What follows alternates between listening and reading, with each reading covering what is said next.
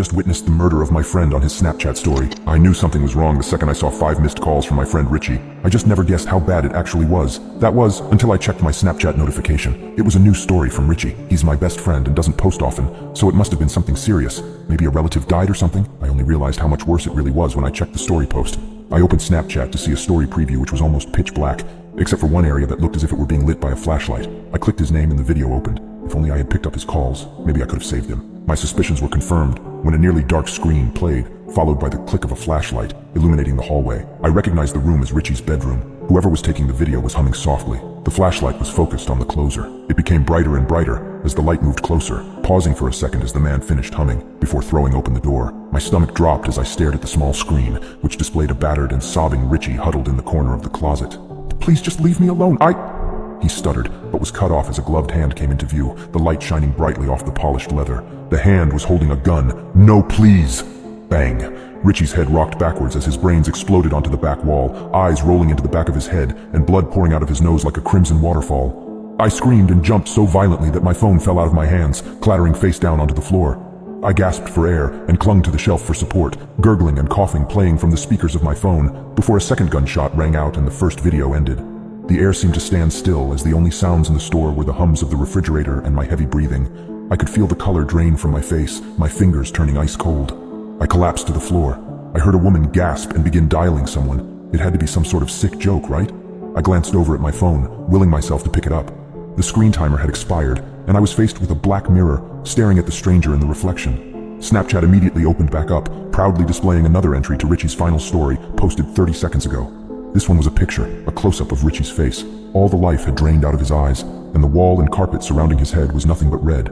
Positioned just above the bullet hole was a text box. "First person to view this story is next." The phone slid out of my hand and rested on my leg. I could see the flashing red and blue in the reflective glass of the fridge. The woman pointed over to where I was, and 2 uniformed men walked over. "Sir, what's wrong?" one of them asked, kneeling beside me. I tried to speak, but my mouth was too dry. I slowly turned to face him, staring deep into his eyes, before muttering 2243 Glen Cove Drive and pointing at Richie's story. The cops glanced at each other as one stood and took my phone. He watched the story before calling it in on his radio.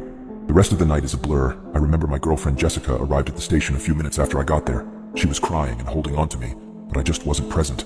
The cops held onto my phone for evidence, recording the story into their own files before returning it to me.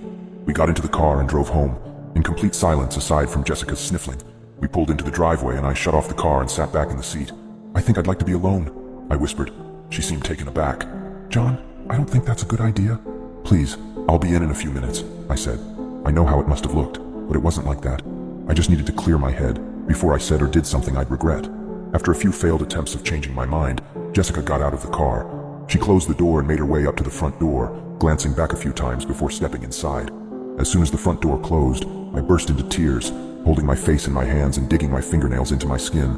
I could only think of the 2 missed calls. Was he calling for help?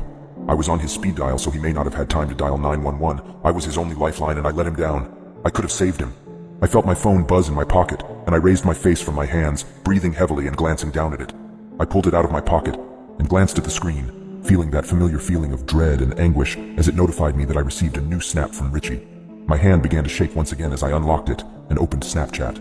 The message was a video of my house, of Jessica talking to me and walking up the stairs, of me sobbing in the driver's seat as it slowly zoomed in until my face took up the entire screen. 5 words written out in the text box. "Jonathan Newport, lucky number 7. I jumped up the stairs to my house and burst through the door, looking around frantically. "Jess, where are you?" I yelled, glancing in various rooms. "We need to call the cops. I ran into the kitchen where Jessica was sitting at the table, phone laying on the surface with Snapchat open. She looked at me, face as white as a sheet. "John, what's going on? I'm getting these messages from Richie." I grabbed her phone and looked through the instant messages. There was a picture of Jessica taken from the back window, accompanied with a text box saying, "Call the police and I will kill you too." My heart feeling like it was going to burst out of my chest. Okay, we need to go. If we hurry, we can make a break for the car, and John, please tell me what's happening." Whoosh! We were thrown into total darkness as the power shut off. Jessica screamed as I stepped back against the wall, holding my arms out in front of me. I began to make my way toward her when the room suddenly lit up. I shielded my eyes and looked in the direction of the light, which was coming from Jessica's phone sitting on the table. It was a message from me.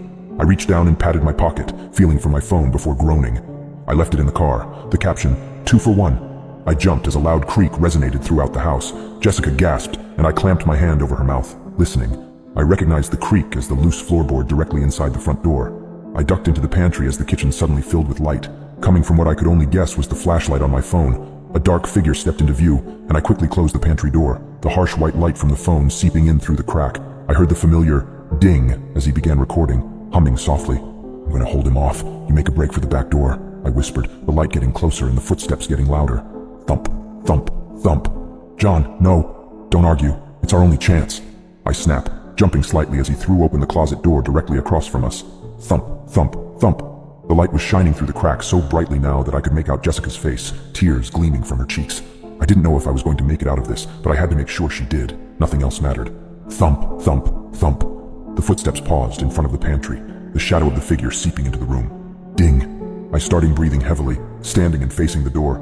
The humming was barely muffled by the door, but it was clear that he was right outside, finishing the high notes. I watched the doorknob slowly turn, Jessica gasping behind me. Adrenaline pumped through my veins as the door began to open and I threw myself against it, smashing the solid wood into the man's face. "Whoa!" he cried out and stumbled backwards. "Jessica!" I yelled and sprinted at the man, who began to raise his gun. I planted my shoulder into his chest and tackled him back into the counter. Bang, bang. I groaned as his fist slammed into my head repeatedly. I had no way of seeing when the blows were coming, and I begun to lose my grip on the gun that he dropped. The blows kept coming and coming, filling my mouth with blood. I threw my elbow back and caught him in the nose. Crack! He groaned as his nose snapped and lost his grip on the gun, falling back. I grabbed the gun and turned to where he was, or to where I thought he was. Bang! The instant light from the muzzle flash revealed that he was right next to me, wearing a balaclava stained with red.